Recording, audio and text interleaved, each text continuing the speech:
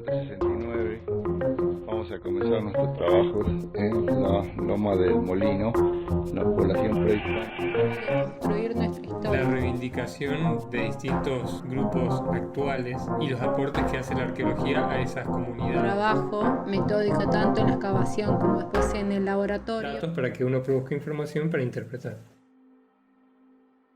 Capítulo 3. Desde los huesos, narraciones del pasado.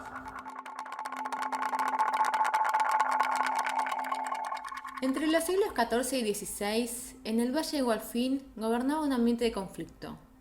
Aún no se sabe contra quiénes, si entre ellos, contra grupos de más al norte que producto de una crisis climática emprendieron viaje hacia el sur, o contra otras poblaciones. Lo que sí se conoce es que los antiguos dejaron sus asentamientos a las orillas de los ríos para evitar las lomas, mesadas y cerros. Los difíciles accesos a sus poblados, el control visual y de tránsito del valle, la intervisibilidad entre los pueblos, sumado a sus construcciones defensivas como las murallas, fueron su forma de defenderse y de alertarse. El emplazamiento de los poblados en altura permitía a un gran número de gente tener un control visual de toda la localidad y alrededores, y así poder advertir cualquier movimiento o amenaza, y cuidar el tránsito y las rutas que iban hacia La Puna, Santa María, Andalgalá o La Rioja. Además, los sitios de localidades próximas, al ubicarse sobre las lomadas, podían ser visibles entre sí, y si las poblaciones eran aliadas, puede ser que por momentos lo fueran y por momentos no, podrían comunicarse visualmente, de día a través de señales de humo o reflejos, y de noches por medio del fuego. A estos podemos agregar los sonidos para las poblaciones que estuvieran muy próximas entre sí. Seguramente en tiempos de amenazas externas o de conflictos muy fuertes, debieron existir códigos que permitían advertir amenazas o solicitar ayuda por estos medios. Restos de armas, como son las puntas de proyectil, pinturas rupestres y la evidencia bioarqueológica nos pueden ayudar a comprender mejor este contexto agitado de las poblaciones tardías del Valle de Gualfín. ¿Bioarqueología? ¿Qué es eso? ¿Qué nos puede contar sobre las situaciones de conflicto y violencia de estas sociedades? Hoy, en Pasados Conversados, hablaremos con la licenciada Victoria Romano, quien tratará de responder todas nuestras dudas sobre estos temas. Antes de continuar, hay que tener en cuenta que trabajar con restos humanos es complejo y requiere un tratamiento especial basado en el cuidado y respeto, por tratarse de restos de personas y por las relaciones de ancestralidad reconocidas por las comunidades que hoy habitan el norte de Belén. Por este motivo, se trabaja mediante la consulta previa y la aplicación de protocolos que establecen cómo tiene que ser el trato y la forma de actuar ante un eventual hallazgo de restos humanos. Nuestra intención al tratar con restos humanos es conocer su pasado para seguir reconstruyendo nuestras historias y memorias. También nos interesa en que sean tratados con respeto y cuidados de forma responsable para lograr su resguardo. Bienvenida, Vicky. Muchas gracias. Para mí es un honor estar acá con ustedes contándoles un poco de bioarqueología. Bueno, gracias por acompañarnos. Bueno, Vicky, contanos un poquito qué es la bioarqueología, de qué se trata esto, qué estudia y qué información nos brinda. Perfecto. La bioarqueología es una especialidad dentro de la arqueología y se caracteriza por estudiar a las poblaciones del pasado a partir del análisis de sus restos óseos, ya sea esqueletizados o momificados, siempre provenientes de contextos arqueológicos, ¿no? La antigüedad puede ser de pasados muy distantes o tiempos recientes. La información que nos aporta la bioarqueología es sobre la edad y el sexo de las personas al momento de su muerte. Esto nos permite, por ejemplo, hacer un perfil demográfico de las poblaciones que estamos estudiando. También aporta información sobre el estado nutricional y de salud en general de las poblaciones, el tipo de dieta, las paleopatologías, las enfermedades, nivel de actividad física. A partir del estudio del sexo y de la edad de las personas al momento de muerte, es posible caracterizar cómo está compuesta esa población. Por ejemplo, si vos analizás restos humanos de un cementerio, determinás que hay tantos individuos de una determinada edad, tantos de sexo masculino, tantos de sexo femenino, y podés empezar a indagar sobre la cantidad de individuos que mueren de un sexo a una determinada edad, por qué. Entonces armas perfiles de cómo se componía esa sociedad.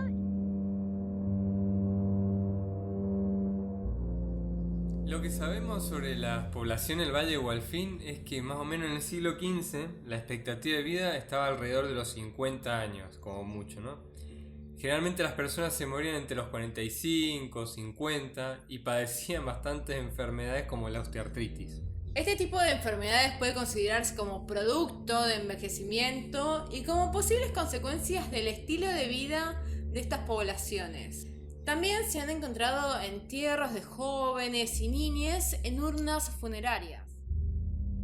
Bueno, ¿y cuál sería en sí la importancia del estudio de los restos óseos humanos que se recuperan en excavaciones arqueológicas? La importancia de la bioarqueología está en toda la información que vos podés tener del resto humano. Creo que la inferencia arqueológica que se puede lograr es mucho más fidedigna, más terminada, incluso hasta puede ser mejor pensada si se tiene en cuenta el registro humano, ¿no? Nosotros cuando estudiamos una población del pasado solamente desde la parte lítica o cerámica o rupestre, podemos entenderlos, pero yo creo que si lo combinamos con la bioarqueología, que son quienes hicieron esas cosas, vamos a poder terminar de cerrar un poco la idea de su modo de vida, ¿no? Al menos así lo interpreto yo. Claro, es un poco más directo el estudio al hacerse sobre los restos humanos. Sí, incluso podés tener muchísima información de un mismo elemento. Podés obtener, así como te digo, paleopatología, dieta, estado nutricional, niveles de actividad física. Para. Vicky nos está diciendo que con el estudio de los huesos se puede saber qué tipo de actividades realizaban. O sea, si yo estoy todo el día con el celular, ¿los arqueólogos del futuro lo van a poder saber? ¿Y si me golpeo todo el tiempo el dedo chiquito del pie, va a poder verse en el registro arqueológico? ¡Auch!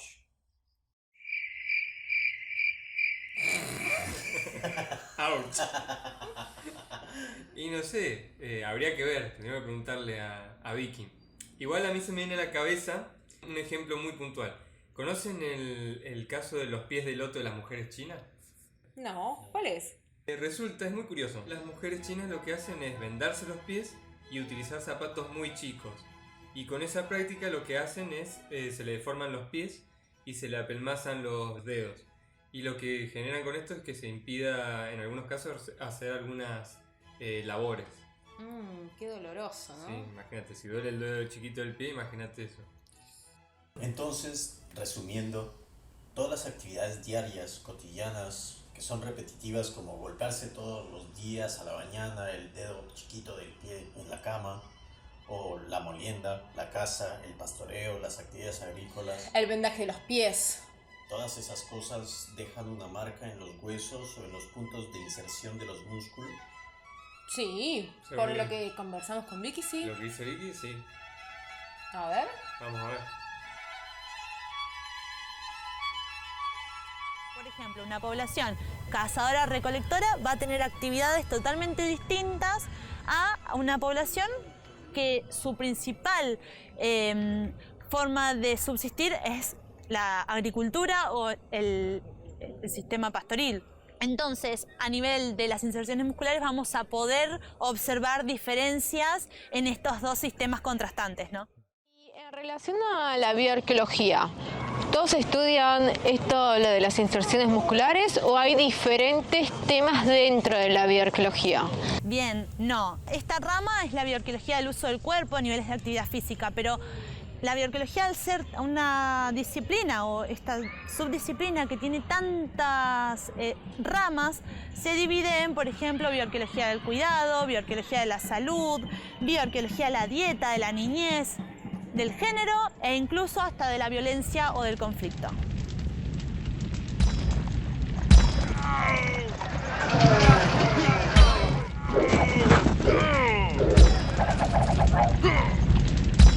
Si tenemos en cuenta el escenario de conflicto en el Valle de Gualfín, donde las casas están ubicadas en la altura, donde hay presencia de murallas defensivas, pinturas rupestres que muestran batallas, armas de piedra, puntas de flecha, entonces es posible que encontremos rastros de violencia en los huesos también. Uno de los pocos ejemplos bioarqueológicos que nos hablan sobre posibles evidencias de conflicto es el enterramiento de una mujer en la Loma Negra de Azampay o en la Loma de los Antiguos, en la que tanto el cráneo como sus primeras vértebras estaban ausentes. Entonces, ¿podemos pensar que encontrar un esqueleto enterrado y sin cabeza es suficiente evidencia para hablar de violencia? Probablemente no es suficiente. Hay que ver las relaciones posibles con los otros hallazgos arqueológicos de la zona, la información histórica que soporta esta lectura. Lo que sabemos es que al momento de la decapitación, generalmente las vértebras cervicales quedan pegadas al cráneo. Esto puede ser un indicio de una decapitación, pero no es una prueba absoluta de que sea producto de un contexto violento. Buscando respuestas a estas preguntas, le consultamos a Vicky cuál era su punto de vista sobre las evidencias de los esqueletos que nos indican que hubo una situación de conflicto o de violencia. Así que vamos a escuchar a ver qué nos dijo. En los restos humanos podemos encontrar evidencias de dos grandes tipos de conflicto o violencia, ¿no? E incluso distinguir entre la palabra conflicto y violencia, porque puede haber conflictos que nos llevan a la violencia, ¿no? Entonces, podemos hablar de, a gran escala, conflictos bélicos en donde la violencia es más organizada.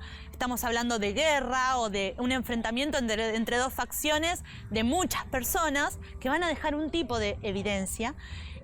Y otros tipos de conflictos con violencia, que son lo que en bioarqueología denominamos violencia interpersonal. Este tipo de violencia es a microescala, digamos, y no significa que sea de menor importancia, ¿no? Pero es entre pocas personas, incluso puede ser entre pares, y se da tal vez más a nivel doméstico o comunal, y la cantidad de personas involucradas es menor. También se puede hablar de violencia a nivel ritual, violencia emocional, no olvidarnos de ese otro tipo de violencia que tal vez no tiene tanto correlato óseo, pero que también existe y existió en las poblaciones, ¿no?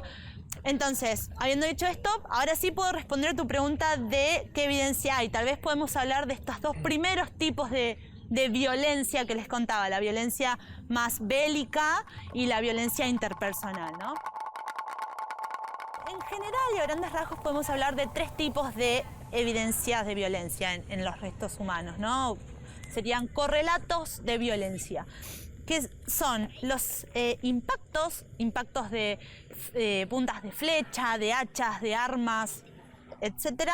Lesiones traumáticas, es decir, marcas en los huesos de traumatismos, hendiduras, depresiones y marcas que dejaron los traumas, y fracturas. Fracturas, es decir, un hueso roto parcialmente o completo, ¿no? Los impactos son de puntas de flecha o de armas con filo o incluso armas de fuego, son la evidencia más directa de violencia, ¿no? Y tal vez es lo que más se puede esperar en un contexto bélico. Muchos individuos con marcas de puntas de flecha nos puede estar hablando que en ese momento fallecieron muchos individuos por un contacto entre dos facciones. Incluso también se pueden hacer análisis del tipo de puntas de flecha, de dónde provino esa materialidad. Si vos tenés un individuo que tiene puntas de flecha que no son de esa sociedad, bueno, es probable que esa punta provenga de otra facción que lo está atacando, ¿no? Sí. Ese tipo de evidencia podemos interpretar para los conflictos más bélicos o organizados. Por ejemplo, las armas con filo dejan marcas muy características en los restos humanos, que son incisiones en forma de V en el corte transversal. Si vos mirás a corte transversal una incisión que fue producto de un filo antrópico y no fue un animal, etc., la marca en corte transversal va a ser una V corta. Y va a ser una incisión bastante larga, ¿no? Esas marcas generalmente se encuentran en lugares uno cuando ataca a otra persona intenta herirlo y que esa persona no pueda seguir movilizándose. Entonces la vamos a encontrar en las extremidades, a nivel de la cabeza, si queremos hacer una decapitación.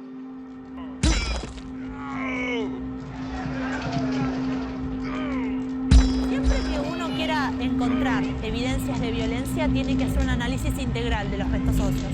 Por encontrar una sola marca en forma de V, no vamos a decir que ese individuo tuvo o sufrió violencia, digamos. Hay que tener más información para poder afirmarlo. Habiendo dicho esto, este tipo de marcas de cortes en forma de V se pueden encontrar también producto de un tratamiento mortuorio. Cuando las poblaciones tratan a sus muertos, después les hacen paquetes funerarios, etc. Entonces, para descarnarlos, dejan huellas de corte también en forma de V, porque los descarnan con un filo. Entonces, este tipo de marca generalmente es particular. Están en lugares de defensa, de los brazos, antebrazos, a nivel de las costillas, a nivel del cráneo, en distintas partes.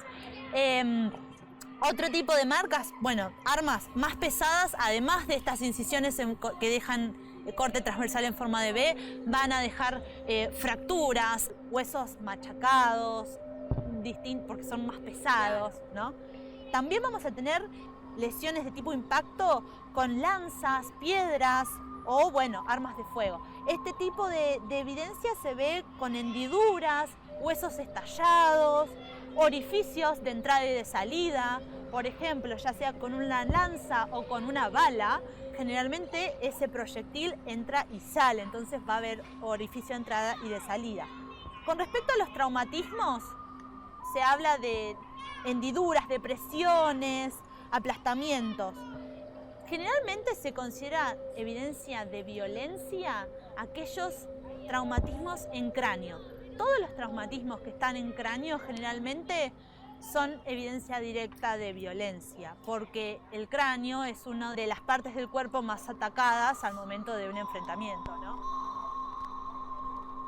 Cuando hablamos de traumatismos en el cráneo, si la fractura no fue consolidada, es decir, si encontramos una fractura que no llegó a remodelarse, lo más probable es que esa persona haya muerto por causa del traumatismo generado en el cráneo, digamos, ¿no? Volviendo un poco a lo que me preguntaba Juana sobre la decapitación, en cráneo siempre cuando estamos ante un contexto de posible violencia, se busca que las incisiones estén a nivel de donde articula el cráneo con la columna o de las primeras vértebras cervicales, claro, para determinar si pudo haber habido o no decapitación o algún ataque a nivel cervical, digamos. Lamentablemente hoy en día los restos de estos individuos están perdidos. No sabemos dónde están porque fueron excavados por exploradores en el siglo XIX o por huaqueros que, digamos, tenían y tienen una relación bastante particular y poco amigable con el material arqueológico.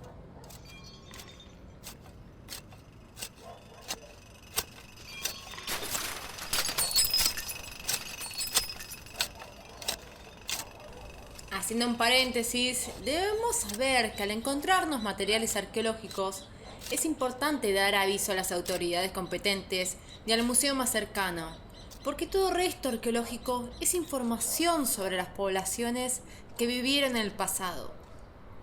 Cerrando paréntesis, ahora sí volvemos al móvil desde el museo. Si quieren pasamos al último correlato que les quería contar, que son las fracturas. Fracturas a nivel craneales y postcraneales, ¿no? Siempre que vemos una fractura y que la pensamos en términos de violencia, hay que tener en cuenta si esa fractura fue hecha ante mortem, que sería antes de la muerte de la persona, perimortem, en torno a la muerte, y las fracturas post-mortem no las estudiamos en bioarqueología para hablar de violencia porque ya serían del resto esqueletizado, pueden ser tafonómicas o pueden ser producto de tratamiento mortuorio.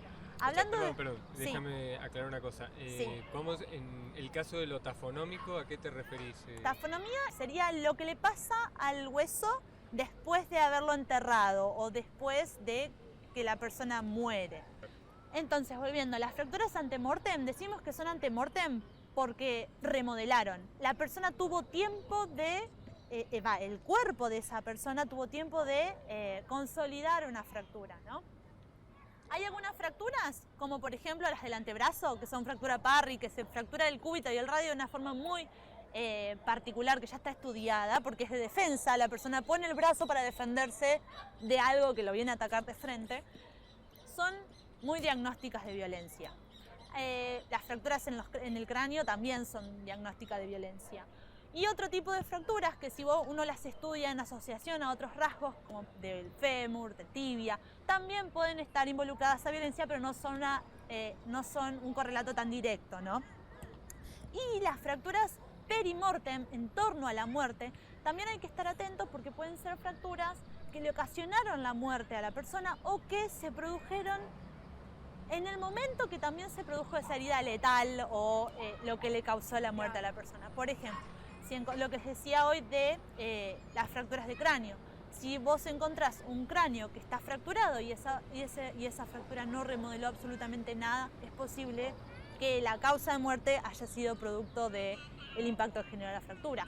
O si encontrás otra fractura que no remodeló, es probable que esté asociada a la causa de muerte. No sabés bien la causa, pero se produjo en el mismo momento en que las personas estaban por morir o cerca de la muerte, ¿no? ¿Y a qué te referís con que la fractura remodeló el hueso? Cuando un hueso se rompe, el hueso tiene la capacidad de volver a unirse, de formarse un callo óseo. A eso en bioarqueología le decimos remodelar, remodelación ósea. El hueso vuelve a su estado, intenta volver a su estado anterior. Digamos. Original, pero diferente. Va a haber un callo, va a haber un bodoque entre medio en el lugar de la fractura. Quiero decirles que a mí me parece importante destacar esto, que uno para hablar de violencia tiene que tener ciertos recaudos y tiene que ver la imagen lo más completa posible. Siempre que querramos decir que una persona sufrió violencia o estuvo ante un evento que le generó traumas, que pueden haber sido producto de la violencia, está bueno ver si tenemos cráneo y poscráneo, ver la integridad de ese individuo para poder generar inferencias o interpretaciones más completas. Asimismo, queremos recordarles que esta materialidad nos habla directamente sobre las dinámicas entre estas poblaciones y son un aporte para el fortalecimiento de las identidades y relaciones de ancestralidad con las comunidades belichas. Este podcast es realizado con el apoyo del Laboratorio de Análisis Cerámico de la Universidad Nacional de La Plata. La investigación y el guión estuvieron a cargo de Juana Fuertes, Daniel Velasco y Juan Manuel Sayés. La narración, mezcla y diseño sonoro a cargo de quien les habla, Daniel Velasco.